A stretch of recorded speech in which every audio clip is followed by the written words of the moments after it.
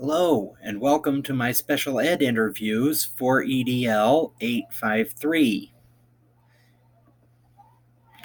The child find procedures here in Elkhart, Kansas.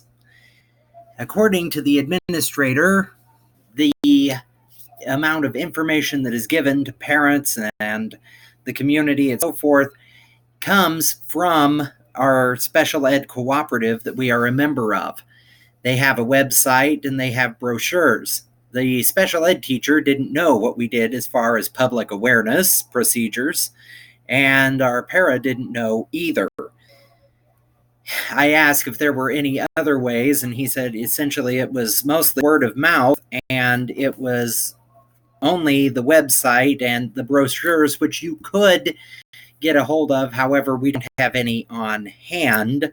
So for those individuals that do not have internet at home, and I do know that about half of our population here does not, they would have to, the public awareness information is not completely readily available. Now, as far as screenings are concerned, when talking to my administrator, he essentially gave me the same information that my special ed teacher did, which is it's about parental concern, teacher situation intervention teams or student intervention teams, interventions either not working or consistently after trying several different variations, and then we go into the school diagnostics. The para simply told me that her job was to document classroom activities and turn that information over to the teacher. Then we moved into identification measures, and we have the student improvement process, which is 6 to 8 weeks of intervention. You also have at risk, title, additional paras assigned to help with the student. It has to be tested and data driven, and we also use the preschool with the Russell Child Development Group, and if possible, the Russell Child Development Group will create an individualized family service plan, which then, whenever they come into kindergarten, first grade, becomes an IEP. The special ed teacher told me about Jerry Jones screening. However, that sounds like essentially that is the reading and language only, and any other testing is done by the school psychologist, who we share with several other districts, so she's only here once or twice a week, give or take. Para told me, oh, well, document. The intervention procedures, you have to have 6 to 8 weeks of intervention. The testing, if intervention isn't working, has to be data driven, research applied, 15 to 20 minutes every day. If you're working, keep it up, improve. If not, change. If still not, test.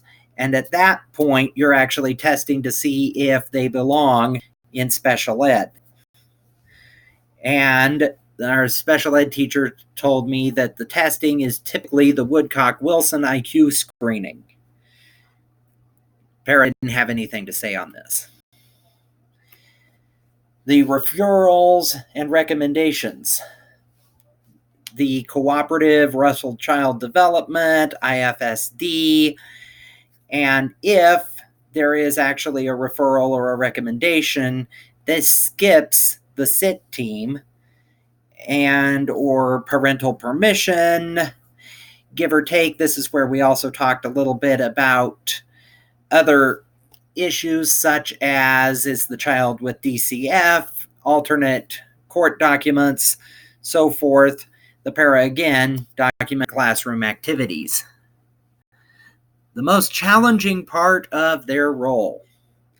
Yeah, the administration said finding quality personnel that will stay, and this seems to be a problem throughout the entire state because there is so much turnover there isn't enough consistency. And one of the number one things you need with special ed students is consistency, especially if you're dealing with extreme autistic cases, because they thrive on routines and consistency. And if you have teacher turnover or administrative turnover, it causes too many fluctuations for them to handle, and they can actually regress significantly. The special ed teacher says it's parents, and she says you need to document, protect yourself and others. This came up whenever we were talking about mandatory reporting in the event of students harming themselves or other people, or coming in with bruises, so forth. You see a lot more of that with special ed kids, depending on what their issues are. And the modeling of social skills, personally, I was wondering, okay, where is the difficulty here? But it does take a huge amount of time. And it's probably the repetition, which is what the para is saying, the repetition and not having what it is that you taught stick from one day to the next. So you're constantly repeating the same thing over and over, day after day after day, and you're not seeing any changes. That makes it incredibly challenging. And of course, identifying, is this a behavior, or is this the disability that is causing these issues? The biggest reward in their role. My administrator talked a lot about that. When you see the light bulb come on, that's why I'm in education. And I have to agree with him on that, because whenever you see a student actually achieve something and see that spark of success and they're so excited about learning, that's why you're there. And that kind of flows into what the special ed teacher was saying, which is when you see gains, whenever they actually get something that you've been teaching and they do it consistently, and you don't have to ask them to do it, you don't have to reteach them, they just do it, and you're going, yay! The para said, oh, I just love working with them because they love everybody. And some of them do. And it's just wonderful. When asked what advice you have for supervision of special ed, my administrator said, well, be straightforward and honest. I always try to be. Always focus on what's right for the student, what's right for the kids. And remember, the goal of special ed is to help the students gain enough self-sufficiency and so forth that they no longer need the program. And communicate. My special ed teacher said, build rapport.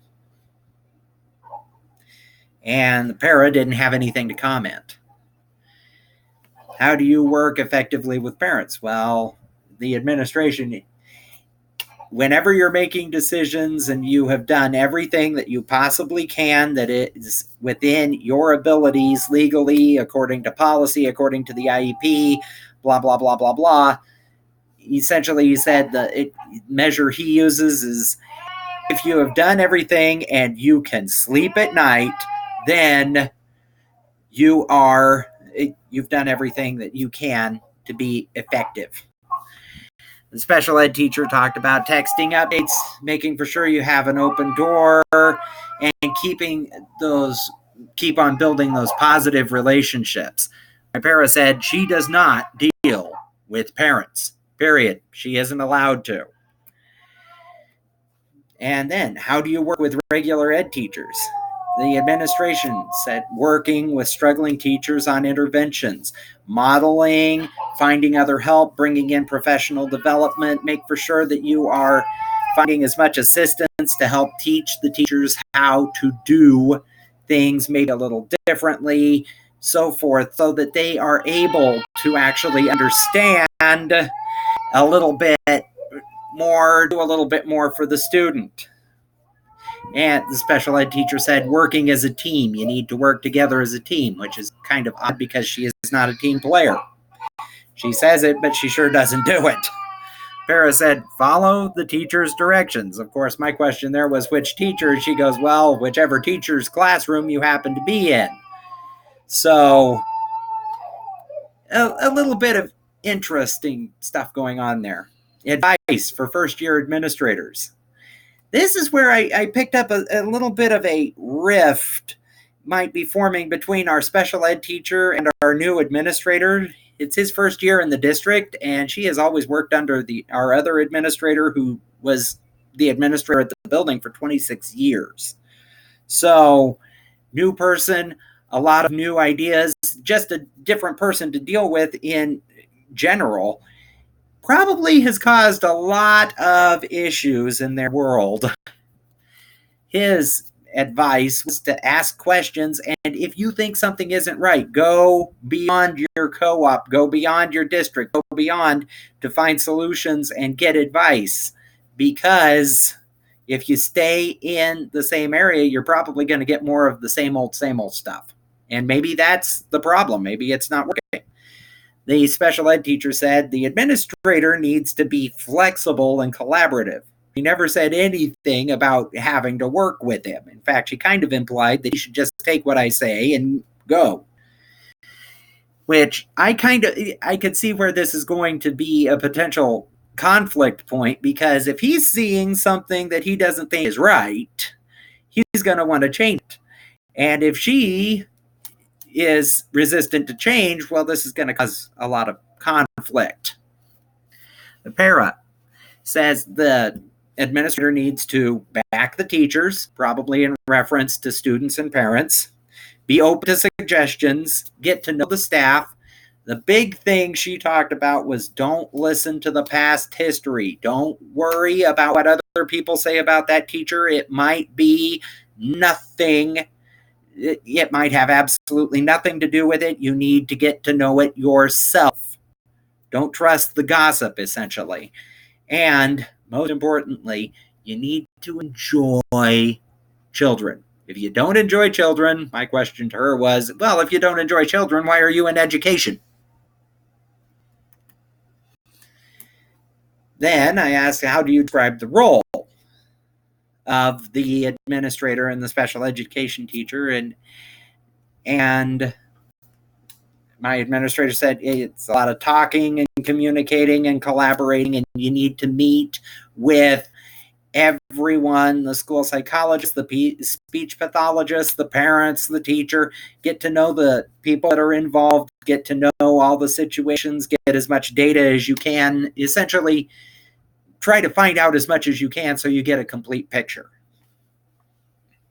My special ed teacher said, well, my role and the administrator's role are practically the same, which almost led me to believe that she almost sees herself as the administrator and him as just, well, why are you messing around in my program type thing.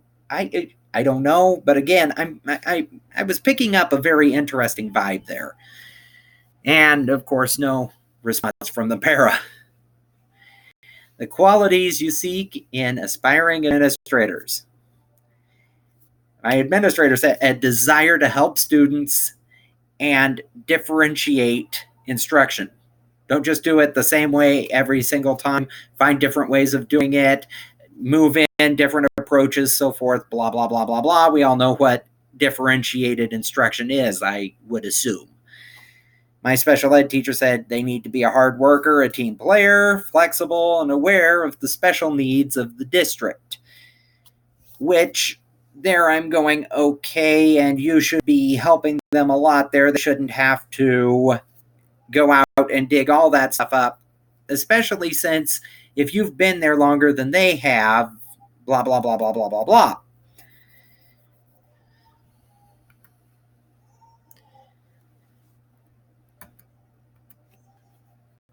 And I guess that's it. Thank you.